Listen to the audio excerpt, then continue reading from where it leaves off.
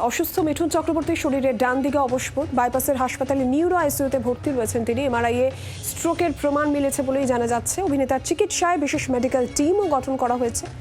রাজনীতির সৌজন্য মহাগুরুর সুস্থতা কামনা কুণাল ঘোষের। স্ট্রোকে আক্রান্ত মিঠুন চক্রবর্তী, উল্লেখ মেডিকেল রিপোর্টে।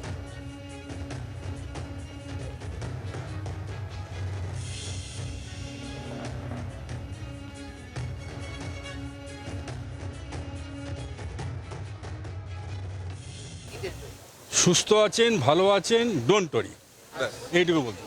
হ্যাঁ, কথা বলেছেন, সব ভালো আছে, ডোন্ট ওয়ারি। আপনাদের ওনার অনুরাগীদের এটা নিয়ে চিন্তার কোনো কারণ নেই। নর্মাল খাওয়া দাওয়া করেছেন, গল্প করেছেন, একদম ফাইন। নর্মাল একটা প্রসিডিয়ার হচ্ছে, ব্যাস। হি ইজ অ্যাবসলিউটলি ফাইন, কারোর কোনো চিন্তা করার কোনো ব্যাপার নেই। ভালো আছে, কথা বলেছে, মানে stable, absolutely stable, nothing to worry. আজকেই কেবিনে দিয়ে দেবে।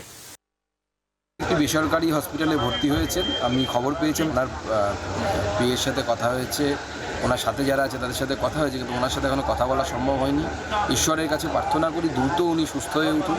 খুব রিসেন্টলি উনি কাবুলিওয়ালা যে সিনেমাটি করেছেন সেটিও হিট হয়ে গেছে, এবং তার সাথে পদ্ম পুরস্কার পাওয়ার পর ওনার এই অসুস্থতা আমাদেরকে অত্যন্ত মর্মাহত আমরা হয়েছি।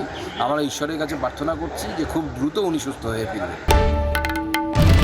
বাংলার আওয়াজ, বাঙালির আবেগ, জি 24 ঘন্টা।